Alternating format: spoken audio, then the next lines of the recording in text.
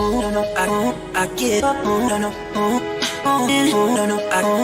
man! Welcome to the show. How are you? Really excited as a parent and as a person of color to have our guest today.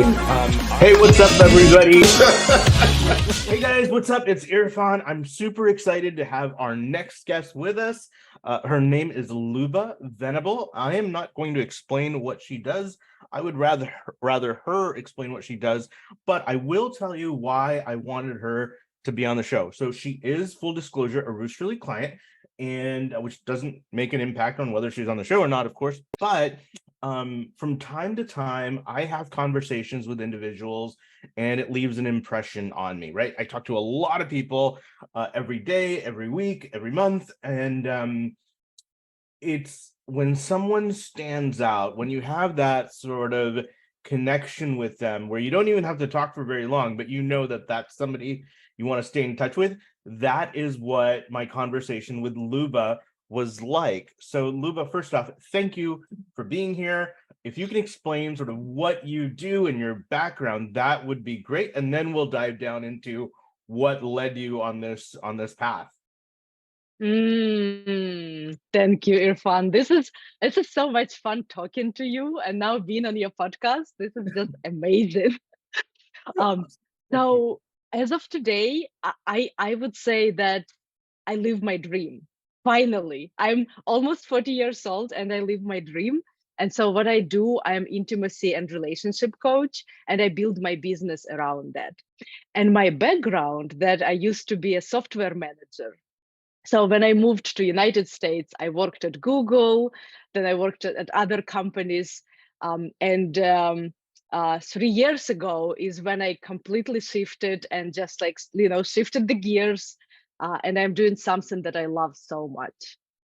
Okay. And what is it that you do? I mean, I know you said what you do, but what does that actually mean? So I work one-on-one with clients.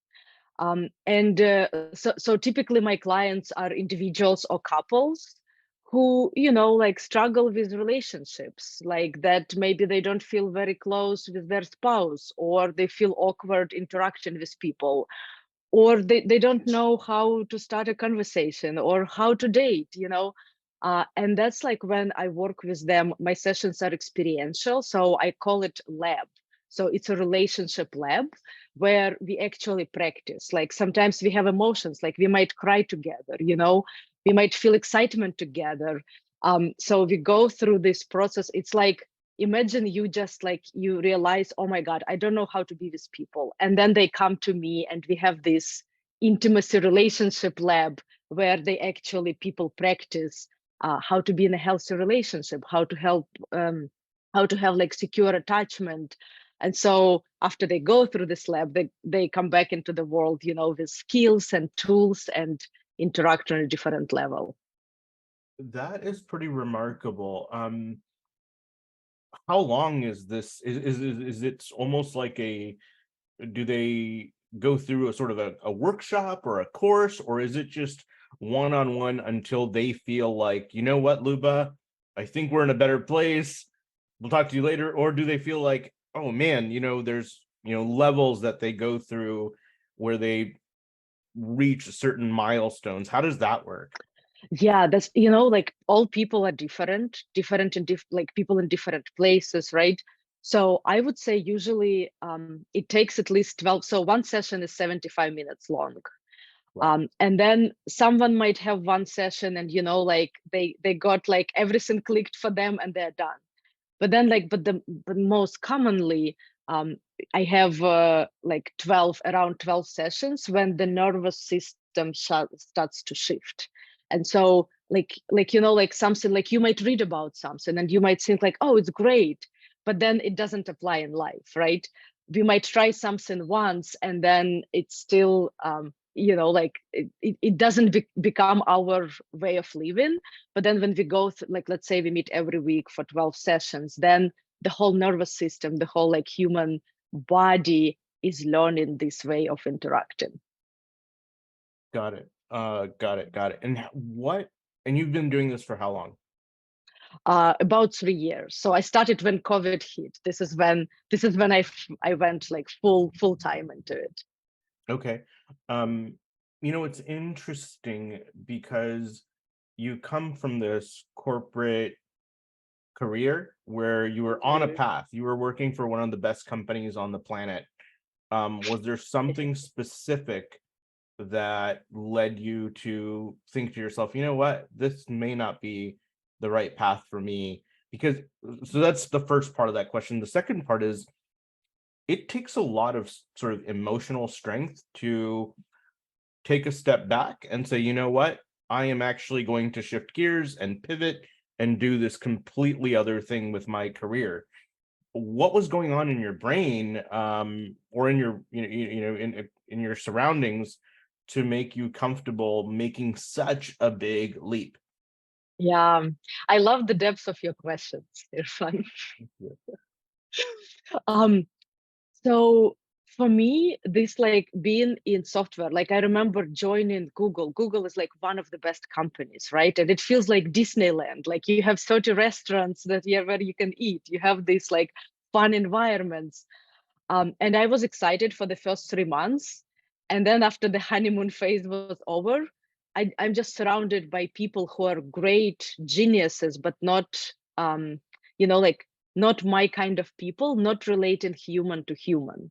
So that was my struggle, that like, I want to like with you, sit down, look in the eyes, talk, share from my heart. And people who are software engineers, they're not like that. So that was my first kind of feeling. It's like I work in the best company, I make good money, I'm like everything. If you look at me, like I should be in the happiest place, but deeply inside myself I wasn't.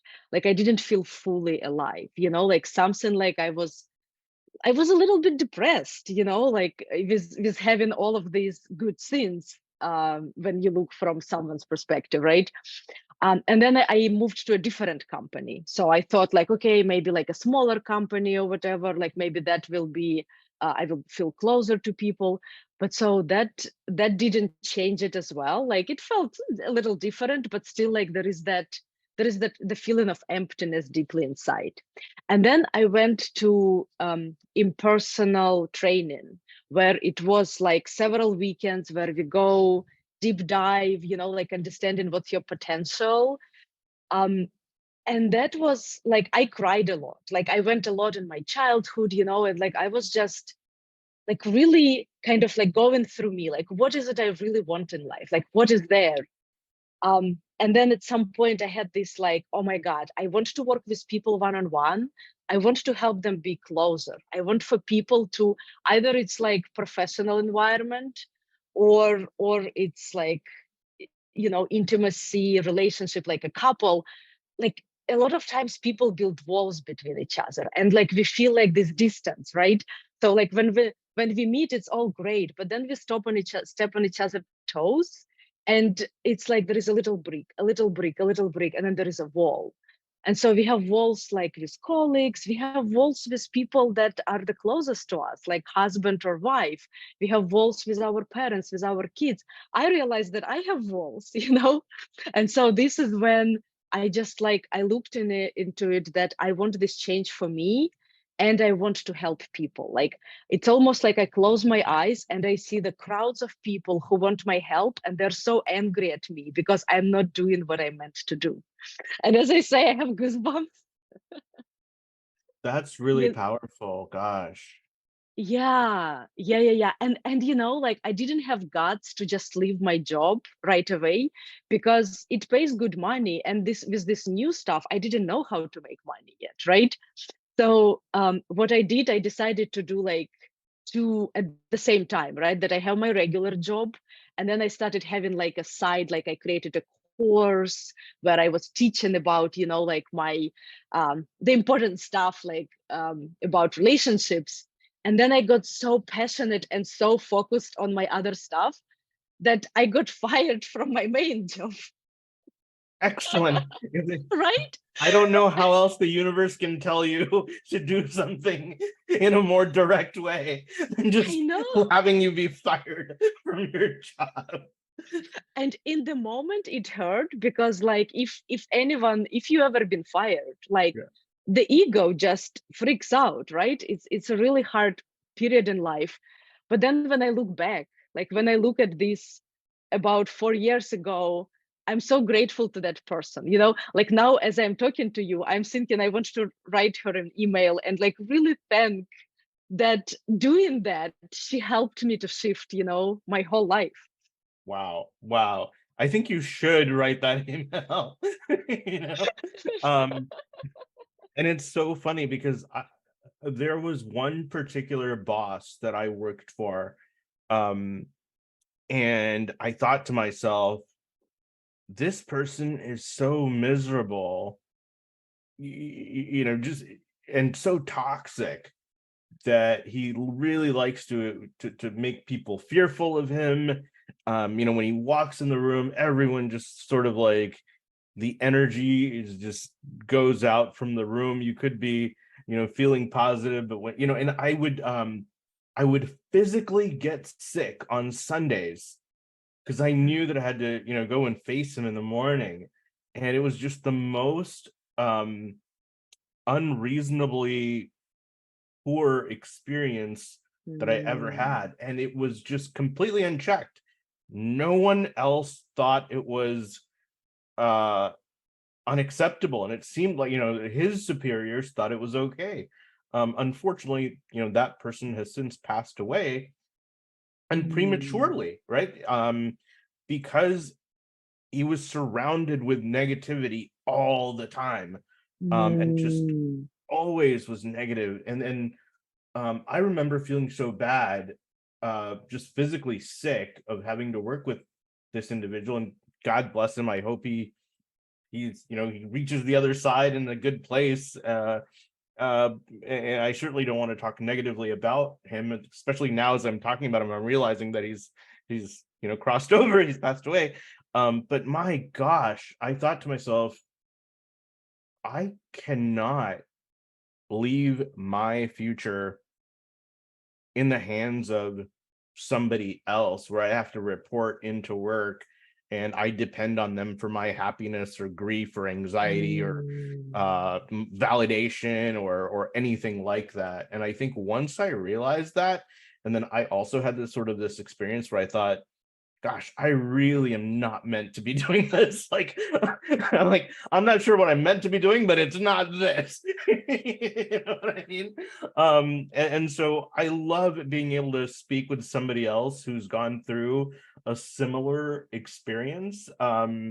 Because there's an instant connection there. Like, yep, I know exactly what you mean. That really sucks. Um, but so when talk to me a little bit about how you grew up. Did you grow up in an environment that was very loving and with lots of brothers and sisters, or was it just not? and, and because No. I'm trying to understand sort of where this sort of inception of this began, because you're a very jovial person. You're great at expressing your ideas, and there is a very I don't like the word authentic because it's overused, but there's a very distinct sincerity every time I get on the phone with you, where there's just no BS. It's just you are who you are. So I'm trying to understand, like, you must have grown up in a really big family where everybody was, very warm and affectionate, and they were very loving. There were no walls anywhere, you know. Um, so, and you're like, oh man, this is I need to take my experience that I had growing up and share it with everybody else, because Americans, they've got a lot of walls, and maybe other cultures do. Maybe all cultures do. I don't think it's necessarily just American culture, but when I think back to sort of, I know you mentioned like you just woke up one day and you just kind of like had this epiphany, but it's usually a series of small things, and that's what I really want to understand. Yeah, it's like I think what I'm doing right now is in a way like there is this term resolution, like resolution of my struggles in childhood. So what I'm doing right now is kind of nourishing my wounds. So the struggles that my like it's a post-Soviet Union environment. Like, I don't know if you ever even touched on what Soviet Union is. No. But it's like closeness doesn't exist, everyone is equal, and like there is no like the human, the privacy doesn't exist, the personality is not important. Like, there are rules and people have to follow them. And so I was like, as I was 6 years old, the Soviet Union fell apart. But then the environment, it's all like, my parents never told me that they love me. Like, they would not, like, like hug me and kind of, like cuddle with me. And as a little girl, I was craving it. And I feel like, as well, especially I was craving it from my father, from my dad. I wanted to be his little princess, like his little, like the person that he adores. But he's a military man, kind of like puffed up, and just, like he loves me with, like his full heart, but he was not like affectionate. Like, he didn't know how to express that love. And so, like craving that, like, I remember when I came to the United States and then I joined workshop. It was a weekend workshop and it had a lot of touch, and it's a non-sexual touch. It's like, like touching face, like touching hair. And as I was like touching a person that I don't know, and like someone was touching me, I felt this like, um, I felt so amazing. And I was crying the whole weekend because I was like, how I was missing it my whole life. That like humans need touch so badly. Like, we crave touch. But because of our society, we are not getting it. Like, a lot of times we only have touch with our lover. But we in general, it just like, people go for massages to get touch, but not everyone has time and resources to do that, right? Right. But just like, imagine like if we could sit down and just look in each other's eyes and just gently hold face and like, like touch with reverence. So this is something that when I experienced it and I felt how it fed my soul, but I was missing it. I realized that it's not just me, that so many people miss it. And that's, like that, I feel like that's, like following this, not having it, and then one day experiencing it and feeling like, wow, I can be, let's say you and I have an argument and I can be so angry with you and I can decide like, never again I'm going to talk to you, or I put a wall, right? Like, let's say we still have to interact, but I'm like, okay, now I have a wall. But then just sitting with each other, like how you say authenticity is kind of overused word, but how about vulnerability? I feel like that's, that's the word that is getting traction these days, that being vulnerable. And what I mean by that, removing the armor, like not trying to, be cool or to be this like, act to how I am in the, like how you see me, but just be real, Yeah. like. Yeah, you know what's funny is like right when you said being vulnerable and removing the armor, I crossed my arms. I'm tracking you, Irfan. I'm wondering what is that. I don't know where that came from. But anyway, if you guys are listening on Spotify or iTunes, you can't see this obviously, but when I generally am not someone who likes to make myself vulnerable, and so when Lyuba asked me this question, I immediately just kind of got very defensive. So clearly, you hit a nerve. Anyway, okay, so And that's is being vulnerable, Irfan. That's being vulnerable to admit that in front of 20,000 people. So that is you are okay. being vulnerable in this moment. Yeah, just don't ask me any more questions. Okay. Deal. Fair enough. This is baby steps we have to build up to. So that's really interesting though. So how did you go about getting your first client, and what was that experience like? That was very scary and terrifying, because the first barrier I hit, that like the self-worth, like thinking that I'm worthy of someone to spend time with me and finding it valuable enough to pay me money. And so when I worked in a company, people I interact with, they didn't pay me money. A different department would like pay me salary, right? So that was easy. But then like, so what was hard for me that like, let's say you're my client and then I spend this time with you and then at the end of the session, you pay me money.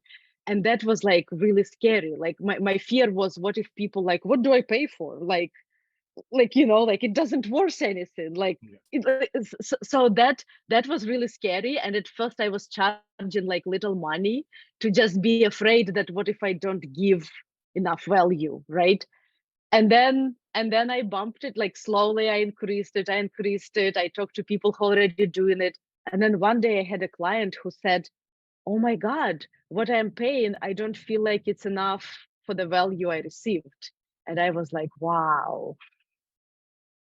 That's interesting. I remember I had clients once that the reason, or I had somebody who was considering our services and didn't sign up because they were too inexpensive. They thought that there's something missing, and they ended up going with somebody like that was 8 times more.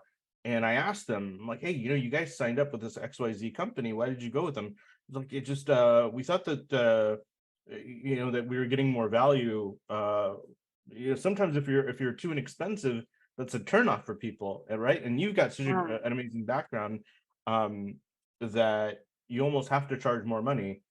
Yeah, 100%. Yes. And you know what? Like whenever I do any workshops or any work, I notice the more money I pay, Yeah, the bigger outcome I get. It's right. not about them. It's like me putting my skin in the game, me investing my energy. And Yeah, the more I put there, the more I'm getting out of it. I totally agree. I totally agree. That's really, really cool.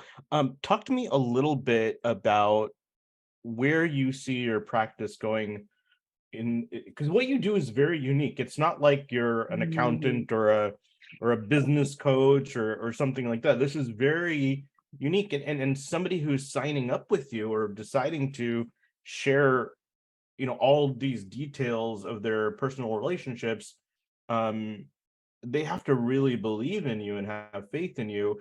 But for whatever reason, you're very good at earning that trust. And I think it's partly Mm. because of just how sincerely you approach each person that you talk to. Are you working primarily? So this is a multi-part question, clearly, as I'm talking about this. Um, First off, do you work primarily with individuals, or do you work with couples, or both, or how does it work? So I work with both, and right now most of my clients are individuals. And so what happens that like I meet person, so I work in person and on Zoom. When I meet person, like let's say when they come into my office, I open the door and it's a stranger. Like I never met them, they never met me. When we start talking, there is nervousness in the room, right? Um, and we spend like the first 40 minutes, and the things I do, that person like this, like the something is like you open the champagne bottle. Sometimes it feels like you open a can, that it just like the energy starts flowing out. Sometimes there are tears. Sometimes there is like I have a lot of clients who like, someone who's 50 years old will say like, I never experienced this. Like what I'm feeling right now, I never felt this closeness, like this, like these feelings in my body. Like I never felt it before.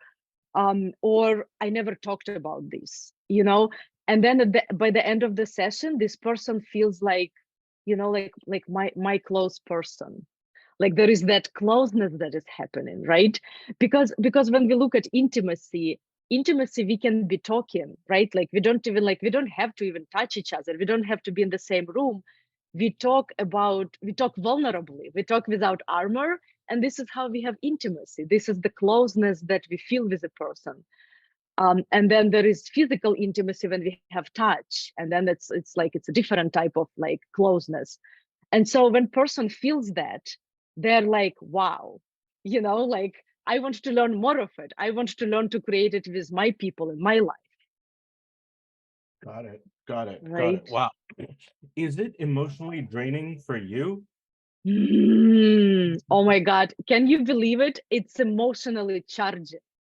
Every time the session is over and I see that, when I worked in the software company, I felt like I do nothing.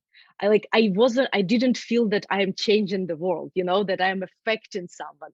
Here I have person in front of me. And as I work with them, by the end of the session, something shifted, that something transformed. And I feel finally I do something meaningful, I feel like I'm affecting our humanity, and it feels so satisfying. And my personality works such a way that when someone opens up, it just like bumps up my energy. So at the end of a session or end of the day, I feel like, is this real that I call it work, like what I'm doing, like that this is work? It feels like I have to pay the people that they allow me to have these experiences with them. That's really cool. I think it's very evident that you love what you do and you're very passionate about it. And it's interesting when we find something that we like and it doesn't feel like work. Not only does Mm, it affect us and our outlook, we become more positive, but it affects our relationships as well. Like I remember when I was absolutely miserable in my job, um, I certainly probably wasn't the nicest person to hang around with. But when mm, that changed and things started going in the direction that I felt was more attuned and true to mm, myself, mhm. then I was more positive. I was, I people enjoyed my company and vice versa. And so it's like this cycle, like you put out positive energy and you tend to get positive energy back, which is really, really Mhm. interesting. So no, thank you for sharing that. Where do you anticipate your practice to be in 12 to 24 months from now? Mhm. Yeah. So I'm really passionate to work with groups. I love working with groups. And I have a retreat that I'm doing, so like right at the moment, like once in a while. It's a retreat for women. It's a 3 days when women deep dive, and it is for women because that's how I started. I feel like I'm a woman. I relate to women, so I'm more comfortable to teach women. Not to teach, to be teacher for each other, to be in this Right. environment, because this Understood. is what happens. It's not that I'm giving a lecture. Like I create experiential exercises when people discover stuff for themselves. And so I see myself, inviting all genders, like not just limiting it to women, and maybe like having something for couples. But I really love working with groups, and I feel like now I'm on my journey. Every time I see a new human in my office, I learn about people more and more. I learn how people show up. I learn how to open up the hard ones, like the people who have resistance. They're really hard to open up, and I'm getting better and better with that. Yeah. So I feel like with one-on-one practice, I'm gaining this understanding that I can apply in groups. And I have this dream of having, like a week retreat in Costa Rica or Bali, in some exotic location where you can just come and, just like have good time, and as well like transform your life by learning something so important for like how to be with yourself and how to be with others. That is really cool. That sounds exciting. The idea of it sounds really, really cool. Is there a book that's had an impact on you that you would recommend to others? Yeah, so I have this, like I took somatica training. So there is like a somatica institute that before seeing clients, I took this training. And so the founders wrote a book, Making Love Real.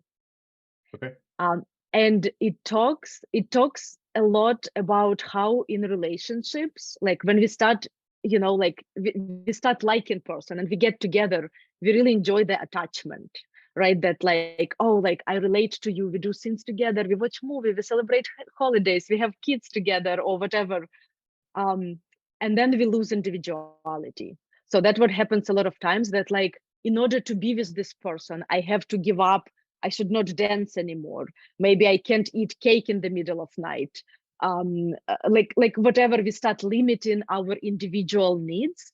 And so this book talks, and this is what I teach in my practice, that how we can be attached, like how we can be together, feel the closeness, and at the same time maintain individuality, that I am individual self and I welcome and respect and nourish your individual self.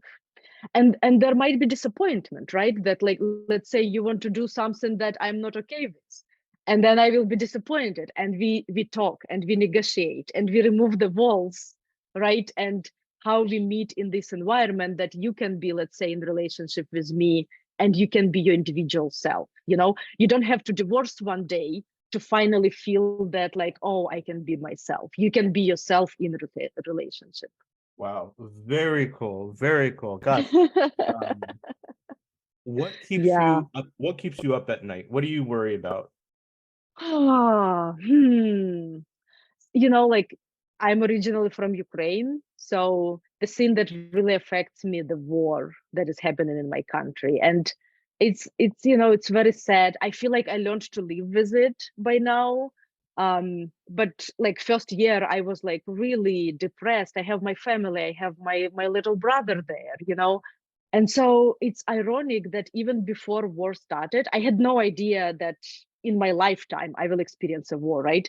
But even before it started, I was talking that I would have this statement that if only people learned how to have more pleasure, more connection, more closeness, more intimacy, all wars would stop into the world, because if you only allowed me, the world leaders, to have 3 days retreat with them, I swear I would do something that they would not want to go back and have, like, to lead the war.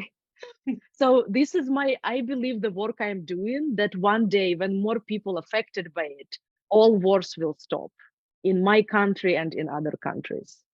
Beautiful. What a beautiful, thoughtful statement. And I think it's very timely right now. Gosh, Mhm. I know I've shared this with you before, but I could literally talk to you all day long. You know, It's same here. I feel like there is the energy is flowing, right? yeah. And it's not just about I actually learned something, earns insights from you and how you perceive things. This is very, very valuable. Just my very last question is, so you've been a Roosterly client for a little while. Why did you choose to become a client? Why do you like the work that we do? This is a selfish question. Yeah, I love this question, because how there are not enough time and not enough hands to do a lot of things, right?